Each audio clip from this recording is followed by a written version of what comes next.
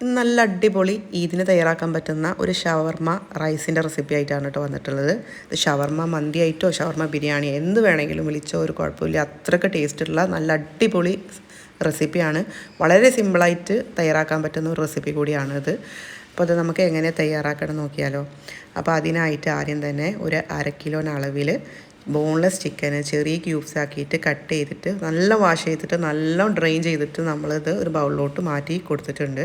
ഇനി ഇതിലോട്ട് പാകത്തിനുള്ള ഉപ്പ് ചേർത്ത് കൊടുക്കുന്നുണ്ട്.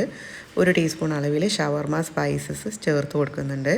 1 ടീസ്പൂൺ അളവിൽ ചെറിയ ജീരകത്തിൻ്റെ പൊടിയും എരിവിന് ആവശ്യമായിട്ടുള്ള കുരുമുളക് പൊടിയും നമ്മൾ ചേർത്ത് കൊടുക്കുന്നുണ്ട്. പാകത്തിനുള്ള മഞ്ഞൾപ്പൊടി കൂടി ചേർത്ത് കൊടുത്തിട്ടുണ്ട്. ഇനി ഇതിലേക്ക് അധികം പുളിയില്ലാത്ത 1/2 കപ്പ് അളവിൽ തൈര് ചേർത്ത് കൊടുത്തിട്ടുണ്ട്. ഒരു 2 ടേബിൾ സ്പൂൺ അളവിൽ ജിഞ്ചർ ഗാർലിക് പേസ്റ്റും ഒരു മീഡിയം സൈസിലുള്ള ഒരു ചെറുനാരങ്ങയുടെ നീരും പിന്നെ പാകത്തിനുള്ള ഒലിവ് ഓയിലും കൂടി ചേർത്തിട്ട് നന്നായിട്ട് ഒന്ന് മാരിനേറ്റ് ചെയ്തിട്ട് നമുക്ക് വെക്കാം. മാരിനേഷൻ എത്രത്തോളം നീളുന്നുവോ അത്രത്തോളം നമ്മളുടെ ചിക്കൻ നല്ല സോഫ്റ്റ് ആൻഡ് മോയിസ്റ്റോ ആയിരിക്കും. പിന്നെ മസാല ഒക്കെ ഉള്ളിലോട്ട് ഇറങ്ങി നല്ല ടേസ്റ്റ് ആയിരിക്കും നമ്മളുടെ ചിക്കന്. അപ്പോൾ മാരിനേഷൻ വളരെ ഇമ്പോർട്ടൻ്റ് ആണ്. അപ്പോൾ എത്രത്തോളം സമയം നിങ്ങൾ അത്ര ചെയ്യുന്നുണ്ടോ അത് നിങ്ങളെ ഡിപ്പെൻസ്. ഇനി നമുക്ക് അരി വെള്ളത്തിലിട്ട് കുതിർത്താം. ഇത് ഓൾറെഡി എല്ലാവർക്കും അറിയുന്ന പ്രോസസ്സായിരിക്കും. ഞാനിവിടെ 2 കപ്പ് നോർമൽ ബസ്മതി റൈസാണ് എടുത്തിട്ടുള്ളത്. അപ്പോൾ ഇത് വെള്ളത്തിൽ കുതിർത്തിട്ട് സാധാ നോർമൽ നമ്മൾ മന്തിക്കും ബിരിയാണിക്കൊക്കെ വേവിക്കുന്ന പോലെ സാധാ രീതിയിൽ വേവിച്ചെടുക്കാം. അപ്പോൾ ഞാനിത് വീഡിയോയിൽ ഇൻക്ലൂഡ് ചെയ്യുന്നില്ല. അപ്പോൾ നമ്മളത് അരി അവിടെ വേവിക്കാൻ വെച്ചിട്ടുണ്ട്. ആ ഒരു ടൈമിൽ നമുക്ക് ഫസ്റ്റ് നമുക്ക് ഒരു പാൻ വെച്ചിട്ട് ഓയിലാണ് ചേർത്ത് കൊടുത്തിട്ടുള്ളത്. അതിലോട്ട് നമ്മളെ ഷവർമയുടെ ചിക്കൻ്റെ മിക്സ് ഉണ്ടല്ലോ അതൊന്ന് ഷാലോ ഫ്രൈ ചെയ്തെടുക്കാനുണ്ട്. അപ്പോൾ ആദ്യം തന്നെ അതൊന്ന് ഫ്രൈ ചെയ്തിട്ട് മാറ്റി വെക്കാം. അപ്പോൾ ഇതിപ്പോൾ ഹൈ ഫ്ലെയിമിലാണ് ഞാൻ വെച്ചിട്ടുള്ളത്. അടച്ച് വെക്കണ്ട, അടച്ച് വെച്ചാൽ വാട്ടറിൻ്റെ കണ്ടൻറ്റ് ഒരുപാട് കൂടും. അപ്പോൾ അടച്ച് വെക്കാതെ തന്നെ തുറന്ന് വെച്ചിട്ട് തന്നെ ഇത് വേവിച്ചെടുക്കാം.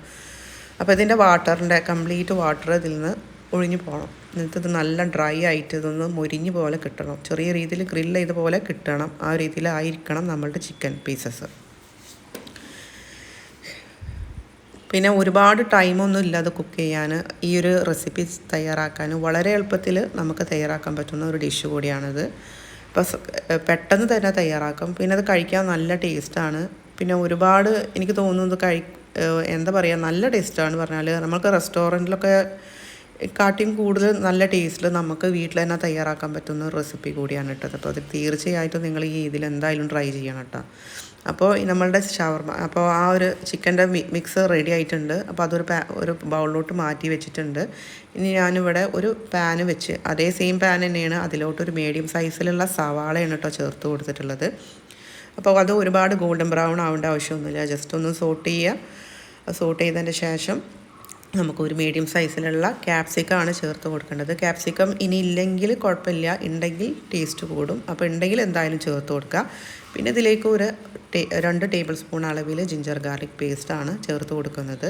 അപ്പോൾ ഇത് ഫ്രോസൺ ജിഞ്ചർ ഗാർലിക് പേസ്റ്റ് ആയതുകൊണ്ടാണ് ഇതിങ്ങനെ കട്ട പോലെ ഇരിക്കുന്നത് കേട്ടോ. അപ്പോൾ ഒന്നും വിചാരിക്കേണ്ട. പിന്നെ നമുക്ക് ഇതിലോട്ട് ഇനി ചേർത്ത് കൊടുക്കാനുള്ളത് കുറച്ച് സ്പൈസ് പൗഡേഴ്സാണ്. അതിനായിട്ട് ഞാനിവിടെ പച്ചമല്ലി, സാധാ നമ്മൾ ഉണക്കി പൊടിപ്പിച്ച ആ വറുത്തെടുത്ത മല്ലിപ്പൊടിയല്ല, സാധാ പച്ചമല്ലി പൊടിച്ചത് 1 ടീസ്പൂൺ അളവിൽ ചേർത്ത് കൊടുക്കുന്നുണ്ട്. 1 ടീസ്പൂൺ അളവിൽ ചെറിയ ജീരകത്തിൻ്റെ പൊടിയും എരിവിന് ആവശ്യമായിട്ടുള്ള കുരുമുളക് പൊടി. അത് നമ്മളുടെ എരിവിനനുസരിച്ച് ഡിപ്പെൻസ്. അപ്പോൾ നമുക്ക് അതിനനുസരിച്ച് ചേർത്ത് കൊടുക്കാം. പിന്നെ നമുക്ക് പാകത്തിനുള്ള കുറച്ച് മഞ്ഞൾപ്പൊടി കൂടി ചേർത്ത് കൊടുക്കാം. ഒരുപാട് മഞ്ഞൾപ്പൊടി ഒന്നും ചേർത്ത് കൊടുക്കണ്ട, കുറച്ച് മഞ്ഞൾപ്പൊടി മാത്രം ചേർത്ത് കൊടുത്താൽ മതി. പിന്നെ ഞാനിവിടെ 2 ചെറിയ മാഗി ക്യൂബ് ചേർത്ത് കൊടുക്കുന്നുണ്ട്. ഇത് ഓപ്ഷണലാണ്, നിങ്ങൾക്ക് ചേർത്ത് കൊടുക്കണമെന്നുണ്ടെങ്കിൽ ചേർത്ത് കൊടുത്താൽ മതി, ഇല്ലെങ്കിൽ ചേർത്ത് കൊടുക്കേണ്ട ആവശ്യമൊന്നുമില്ല. ഇവിടെ മക്കൾക്ക് ഇതിൻ്റെ ഒരു ഫ്ലേവർ ഇഷ്ടമായത് കൊണ്ടാണ് ഞാനിത് ചേർത്ത് കൊടുക്കുന്നത്. അപ്പോൾ ഇത് ചേർത്ത് കൊടുക്കുമ്പോൾ ഉപ്പ് ഞാനിവിടെ ചേർത്ത് കൊടുക്കുന്നുണ്ട്. ഉപ്പ് ചേർക്കുമ്പോൾ പ്രത്യേകം ശ്രദ്ധിക്കണം, കാരണം ഓൾറെഡി നമ്മളുടെ ക്യൂബിൽ ഉപ്പുള്ളതാണ്. അപ്പോൾ അത് നോക്കിയിട്ട് വേണം ചേർത്ത് കൊടുക്കാൻ. പിന്നെ ഒരു കൈപ്പിടി കുറച്ച് മല്ലിയില കുറച്ച് പുതിന കൂടി ചേർത്ത് കൊടുക്കുന്നുണ്ട്. പിന്നെ ഹോൾ സ്പൈസസ് ഒന്നും ഫസ്റ്റ് സവാള വഴറ്റുമ്പോൾ ഞാൻ ചേർത്ത് കൊടുത്തിട്ടുണ്ടായിരുന്നില്ല. അപ്പോൾ ഞാനിതിപ്പോൾ ചേർത്ത് കൊടുക്കുന്നുണ്ട്. നിങ്ങൾക്ക് ആ ടൈമിൽ ചേർത്ത് കൊടുക്കണമെങ്കിൽ ഫസ്റ്റ് ഓഫ് ഓൾ ആ ടൈമിൽ ചേർത്ത് കൊടുക്കുക. അപ്പോൾ ഞാനതിൽ പട്ട, ഏലക്ക, ഗ്രാമ്പൂ, ചെറിയ ജീരകം, ഉണക്കനാരങ്ങ മാത്രമാണ് ചേർത്ത് കൊടുത്തിരിക്കുന്നത്. അപ്പോൾ നമ്മുടെ മസാല ഒക്കെ നന്നായി വഴന്നു വന്നിട്ടുണ്ട്. കംപ്ലീറ്റ് നല്ല ഒരു നല്ലൊരു സ്റ്റേജിലാണ് ഇപ്പോൾ ഇത് വന്നിട്ടുള്ളത്. അപ്പോൾ ഈ ടൈമിൽ നമുക്ക് നമ്മളുടെ റൈസ് വേവിച്ച് വെച്ചിട്ടുള്ള റൈസ് ഉണ്ടല്ലോ, അത് ഇതിലോട്ട് ഇട്ടിട്ട് ഒന്ന് ദം ചെയ്യാൻ വെക്കണം. ദം ചെയ്യണത് നമുക്ക് ആദ്യം നമ്മളുടെ ഷാലോ ഫ്രൈ ചെയ്തിട്ടുള്ള ചിക്കൻ അത് ഒരു സൈഡിലോട്ട് നമുക്ക് മാറ്റി വെക്കണം. പിന്നെ നമുക്ക് വേണ്ടത് കുറച്ച് ഫ്രഞ്ച് ഫ്രൈസാണ്.